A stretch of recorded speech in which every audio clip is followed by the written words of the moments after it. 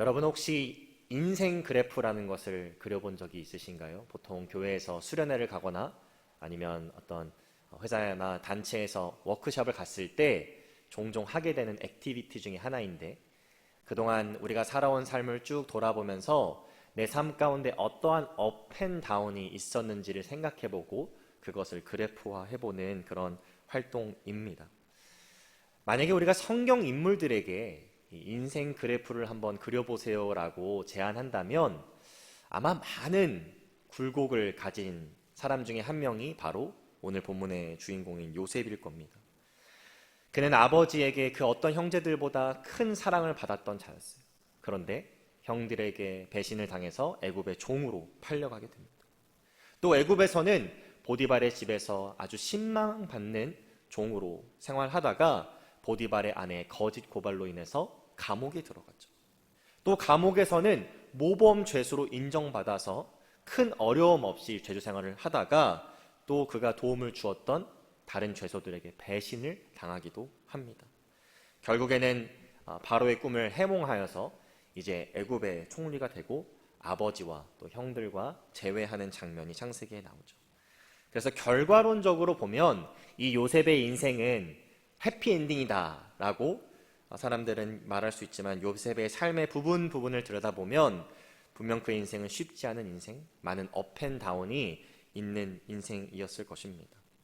그런데 그것은 우리가 평가하는 요셉의 인생이고요, 성경이 평가하는 요셉의 인생은 매우 단순 명쾌합니다. 창세기 39장 2절 또 오늘 본문의 39장 23절을 보면 요셉은 범사에 형통한 자였다라는 성경의 평가와 기록이 남아있어요. 그리고 그 이유가 바로 하나님께서 요셉과 동행하셨고 함께 하셨기 때문이다라는 설명도 함께 들어 있습니다. 저는 오늘 본문의 말씀을 우리 성도님들과 이 아침 살펴보면서 왜 하나님께서 요셉과 동행하셨으며 그에게 범사에 형통한 복을 허락하실 수밖에 없었는가, 큰 두 가지 이유를 함께 나누고 우리 또한 하나님의 동행하심과 형통의 복을 풍성하게 누리게 되는 이 아침 되기를 소망합니다. 첫 번째로 하나님께서 동행하시는 사람, 또 범사에 형통한 복을 누렸던 사람, 이 요셉은 끈질긴 죄의 유혹으로부터 도망칠 수 있는 지혜가 있는 사람임을 우리가 본문을 통해서 알 수 있습니다. 오늘 본문 첫 절인 11절을 한번 보실까요? 그러할 때 요셉이 그 일을 하러 그 집에 들어갔더니 그 집 사람들은 하나도 거기에 없었더라. 이 보디발의 집에 현재 요셉과 보디발의 아내 말고는 아무도 없는 상황입니다. 그런데 그때 용모가 아주 빼어난 요셉을 탐하는 자가 있었는데 바로 보디발의 아내였어요. 보디발의 아내는 요셉을 성적으로 유혹하기 위해 아무도 없는, 요셉과 그녀 외에는 아무도 없는 그 상황 가운데 요셉을 찾아옵니다. 사실 이 일이 처음 있었던 것은 아니죠. 어제 말씀을 묵상하신 분들은 이미 보디발의 아내가 요셉을 유혹하기 위해서 처음에는 눈짓으로 유혹했고 그 다음에는 말로 유혹했다는 것을 여러분 기억하실 겁니다. 그런데 요셉은 그때 내가 하나님께 범죄할 수 없고 또 나의 주인인 보디발에게 배신할 수 없기 때문에 그 유혹에 넘어가지 않았어요. 그런데 오늘 보면 12절을 보시면 보디발의 아내는 포기를 모르는 사람 같습니다. 보디발의 아내가 아무도 없을 때에 요셉의 무엇을 잡고 유혹하기 시작했나요? 요셉의 옷을 잡고 유혹했다고 성경은 기록하고 있습니다. 그 이전에는 문빛으로, 또 그 다음에는 말로 유혹했다면 이제는 요셉의 옷을 잡고 더 저돌적이고 더 공격적으로 유혹하고 있는 것입니다. 여기서 우리는 이 죄의 유혹이 얼마나 끈질기고 또 지속적인지 무서운 것인지를 발견할 수 있어요. 죄는 우리가 한번 대적한다 그래서, 그냥 한번 뿌리친다고 해서 쉽게 포기하지 않습니다. 대표적으로 성경에서 여러분 들릴라와 삼손의 이야기를 한번 생각해 보십시오. 들릴라가 삼손을 꿰기 위해서 얼마나 많은 시도를 했는지 사사기 16장에 보면 삼손의 마음이 죽을 만큼 괴로울 정도로 들릴라가 삼손을 괴롭게 했다, 이렇게 기록하고 있습니다. 죄의 유혹은 한 번의 제안으로, 한 번의 속임수로, 한 번의 달콤한 속삭임으로 끝나지 않는 거예요. 죄는 지속적이고 끈질기게 우리를 유혹할 수 있는 것입니다. 우리가 또 하나 생각해 볼 수 있는 것은 이 죄라는 것이 우리가 다른 사람들의 시선으로부터 자유하다라는 생각이 들 때, 그때 우리를 집요하게 노린다라는 거예요. 대표적으로 사도행전 5장에서 여러분 아나니아와 삽비라 이야기를 잘 기억하실 겁니다. 그들은 사도들에게 자신의 재산의 일부를 서원했어요. 그런데 막상 그 재산을 드리려고 하니까 그들의 마음 가운데 이런 생각이 드는 것입니다. 사도행전 5장 3절에서 베드로는 아나니아를 이렇게 책망하고 있어요. 베드로가 이르되 아나니아야 어찌하여 사탄이 내 마음에 가득하여 내가 성령을 속이고 땅값 얼마를 감추었느냐. 사람들이 없다라는 생각이 들 때, 아무도 나를 보지 않는다는 생각이 들 때, 심지어 하나님마저도 내가 속일 수 있다는 생각이 들 때 우리는 그 죄의 유혹이 찾아온다는 것을 인지하지 못하고 죄의 유혹에 빠질 수 있다는 것입니다. 오늘 본문에서도 요셉은 동일한 상황에 있어요. 끈질긴 죄의 유혹이 넘쳐나는 상황이 있고요. 또 그 죄의 유혹에 넘어간다고 할지라도 보디발의 아내 또 자신만 입국 닫고 있으면 그 누구도 알 수 없는 그런 상황에 놓여져 있습니다. 여러분, 이런 상황에서 대부분의 사람들은 이 죄의 유혹을 참아내지 못하고 많이 넘어가게 되죠. 그런데 오늘 본문을 보시면 요셉은 다른 선택을 내리게 됩니다. 다시 12절 말씀으로 돌아가 보시면 그는 보디발의 아내가 잡고 있는 자신의 옷까지 마저도 과감하게 벗어던지고 내버려두고 도망치고 있어요. 뒤도 돌아보지 않고 그 어떤 미련도 두지 않고 죄의 현장으로부터 지금 도망치고 있는 것입니다. 우리는 때때로 이 죄의 유혹이 끊임없이 일어나는 곳에 내가 있어도 내 기준만 잘 잡으면, 내 신앙만 잘 잡으면, 내 믿음만 잘 지키면 내가 마귀를 대적하고 그 죄의 유혹을 계속해서 지속적으로 물리칠 수 있을 거라는 착각을 하게 됩니다. 여러분의 실상은 어떻습니까? 최근 한 연구 결과를 보면 10대 때 이 혼전순결 서약, 영어로는 purity ring 이런 것들을 하는 문화가 있죠. 이런 서약 또 purity ring 이런 것들을 낀 청소년들과 그렇지 않은 청소년들을 한번 비교해 본 거예요. 정말 얼마만큼 그들이 서약한 것을 지켰는가 지키지 못했는가. 그런데 여러분 결과가 어떤지 아십니까? 그렇게 혼전순결 서약을 한 청소년들이나 그렇지 않은 청소년들이나 거의 차이가 없다라는 결과가 이 설문조사가 나와 있어요. 심지어 그렇게 서약을 한 청소년들 중에 절반 이상이 대학을 갔을 때 그것을 지키지 못하게 된다라는 결과가 나오게 된 것입니다. 그래서 어떤 사람들은 아니 굳이 지키지도 않을 거 왜 그렇게 청소년들에게 시키냐라는 그런 회의적인 시각을 갖고 있기도 합니다. 여러분, 근데 무엇이 문제일까요? 그런 서약을 하는 것, 많은 것에 본질적인 문제가 있는 것일까요? 그렇지 않습니다. 진짜 본질적인 문제는 우리의 청소년들이, 또 우리의 자녀들이, 우리의 대학생들이 이 죄라는 것이 얼마나 끈질기고 무서운 것인지를 올바르게 이해하고 그 죄로부터 필요하다면 도망칠 수 있는 지혜를 갖고 있는가. 그것이 본질적인 문제라는 것이죠.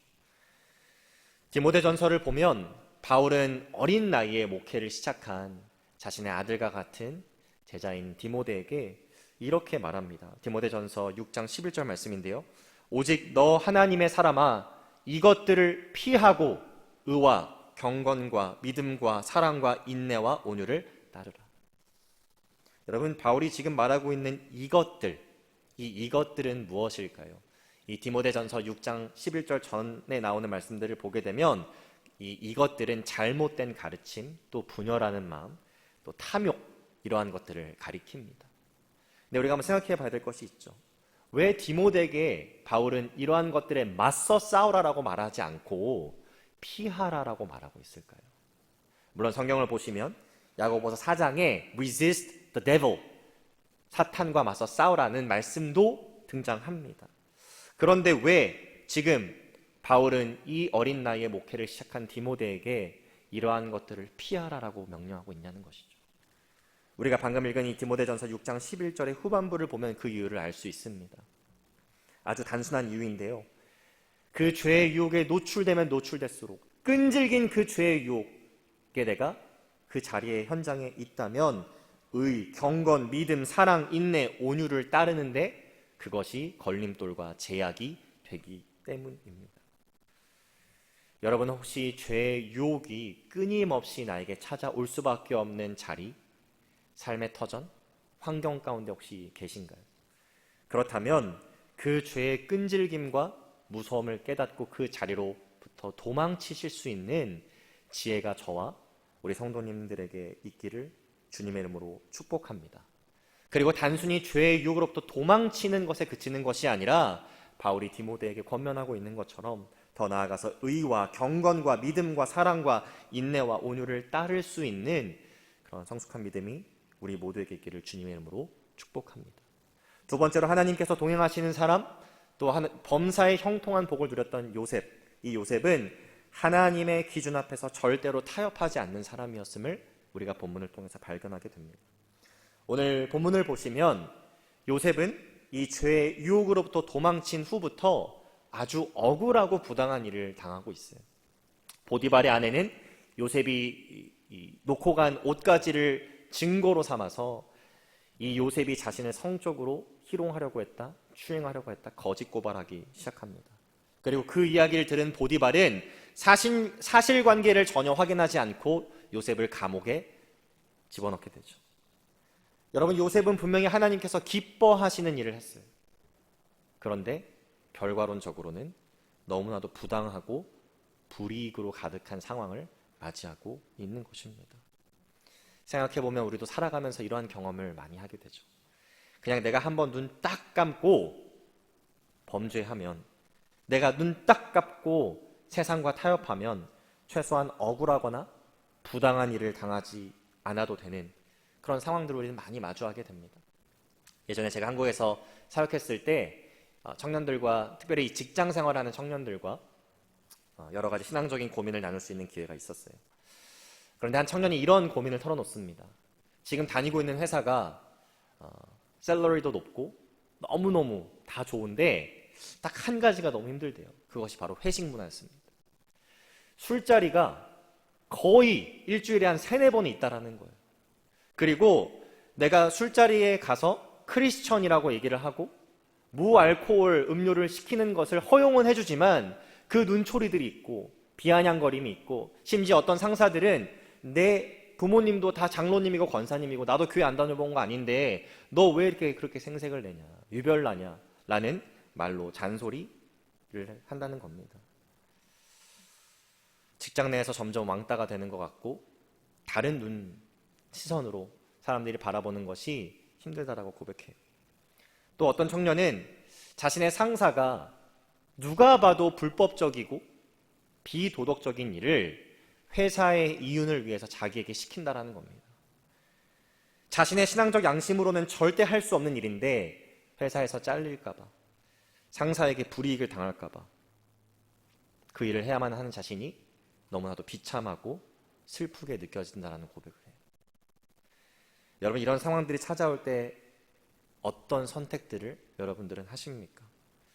우리는 이러한 상황 가운데 너무나도 자연스럽게, 너무나도 쉽게 그냥 세상과 타협하는 것이 최선의 길이라고 생각할 때가 있죠. 그리고 그렇게 1번, 2번, 3번, 4번 지속적으로 크고 작은 죄를 하나님 앞에 범하게 됩니다. 그런데 오늘 본문의 말씀을 보면, 요셉의 이야기를 보면 이것이 얼마나 하나님을 우리가 작고 연약한 존재로 대하는 것인지 깨달을 수 있어요. 오늘 본문 21절에 보시면 하나님의 기준 앞에서 1도 타협하지 않은 요셉과 하나님께서는 이미 함께하고 계셨다는 것을 우리가 보게 됩니다. 그리고 그 요셉에게 인자, 본문으로는 헤세드인데요, 그 신실한 하나님의 사랑을 나타내셔서 요셉이 평안하게 감옥에서 지낼 수 있도록 간수의 마음을 바꿔주시는 장면도 우리가 목격합니다. 또 더 나아가서 23절을 보시면 여호와께서 요셉과 함께 하셨고 그를 범사에 형통하게 하셨다라는 기록도 있어요. 여기서 우리는 우리가 보통 생각하는 이 형통이라는 개념과 또 성경이 말하는 형통이 다르다는 것을 보게 됩니다. 아마 말씀을 읽으시는 분들, 이 요셉 이야기를 쭉 묵상하신 분들은 이렇게 생각하실 수 있을 거예요. 아니, 일단 요셉이 죽을 고비를 넘기고 이 애굽 땅에 와 있는 것 자체가 형통이 아닌데 그리고 보디발의 집에서 종으로 종살이하고 있는 것 자체가 형통이 아닌데, 그리고 보디발의 아내 거짓 고발해내서 감옥에 지금 있는 것이 형통이 아닌데 무슨 형통을 이야기하냐, 이러한 생각과 마음이 드실 수도 있습니다. 그런데 성경이 말하는 형통은 그런 형통이 아니에요. 성경이 말하는 형통은 여호와께서 함께하고 계신 것이 진짜 형통인 것입니다. 그래서 아무리 인간적인 방법으로 내가 잘 나가고 성공한다고 할지라도 하나님께서 동행하시고 하나님께서 함께 하시지 않으면 그것은 형통이라고 볼 수 없고, 내가 아무리 부당한 일을 당하고 억울한 일을 당하는 것처럼 보여도 그 가운데 하나님께서 함께하고 계시면 나는 형통한 자라고 고백할 수 있는 것입니다. 우리 크리스천들이 세상과 타협하지 않고 하나님의 방법대로 담대하게 살아갈 수 있는 이유가 바로 여기에 있는 거예요. 우리는 우리의 형통을 세상적인 기준에서 찾는 사람들이 아닙니다. 하나님께서 나와 함께 하시는 것이 그것 자체가 바로 형통이 되기 때문에 굳이 세상의 힘을 빌려가면서 세상 앞에 무릎 꿇어가면서 죄의 길을 선택하면서 그 형통의 길을 가려고 하지 않아도 된다는 것이죠. 여러분 어떻습니까? 인간적인 시야로 보면 요셉은 너무나도 딱딱하죠. 유도리 없습니다. 그리고 미련해 보이고 어리석어 보이죠. 굳이 당하지 않아도 되는 어려움을 자처해서 겪는 사람처럼 보입니다. 그런데 그것은 우리의 인간적인 시야로 보면 그렇게 보이는 것이고요. 영적인 시야로 보면 그는 하나님의 기준 앞에서 타협하지 않는 사람이었어요. 하나님께 내가 범죄하는 일이라면 과감하게 대적하고 도망칠 줄 아는 사람이었습니다. 설령 그것이 자신을 어려운 상황 가운데 몰아넣을 수 있다고 할지라도 하나님의 길을, 하나님의 방법을 택할 수 있는 사람이었어요. 그러한 요셉을 하나님께서는 보시고 기쁘게 여기시고 귀하게 여기셔서 그와 동행하시며 하나님의 신실하신 헤세드 사랑을 주시고 또 범사의 형통한 복을 그에게 주셨던 것입니다. 저는 우리 사랑하는 하늘교회 모든 성도님들과 저에게 이러한 영적인 지혜와 배짱이 있기를 주님의 이름으로 축복합니다. 하나님께서 허락하시는 인자와 형통을 바라보며 세상과 타협하지 않고 하나님의 길을 과감히 선택할 수 있는 믿음이 저와 우리 모든 성도님들의 믿음 되기를 주님 이름으로 축복합니다. 기도하겠습니다.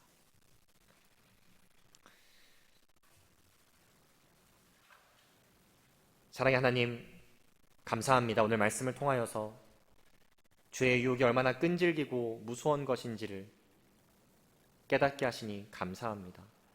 하나님, 우리의 힘으로는 이 죄의 유혹을 감당할 수 없습니다. 그래서 때로는 이 죄의 유혹으로부터 도망쳐야 하지만 우리는 아직도 우리의 지식과 지혜와 능력과 힘을 의지하며 그 죄를 우리의 힘으로 이길 수 있다고 생각하는 교만함이 있습니다. 주님, 오늘 말씀을 묵상하는 가운데 그러한 교만한 마음이 우리의 마음속에서 사라지며 죄로부터 도망칠 수도 있는 그런 지혜가 우리에게 주어지게 하여 주옵소서. 하나님 또한 하나님의 기준 앞에서 타협하지 않는 믿음을 구합니다. 요셉이 그랬던 것처럼 설령 그것이 나에게 불이익 또 부당한 일들을 경험케 한다고 할지라도 우리를 날마다 형통케 하시는, 범사에 형통케 하시는 하나님의 은혜와 인자하심을 바라보며 하나님의 기준 앞에서 타협하지 않는 그런 굳건한 믿음이 우리의 믿음 되게 하여 주옵소서. 감사드리며 예수 그리스도 이름으로 기도합니다.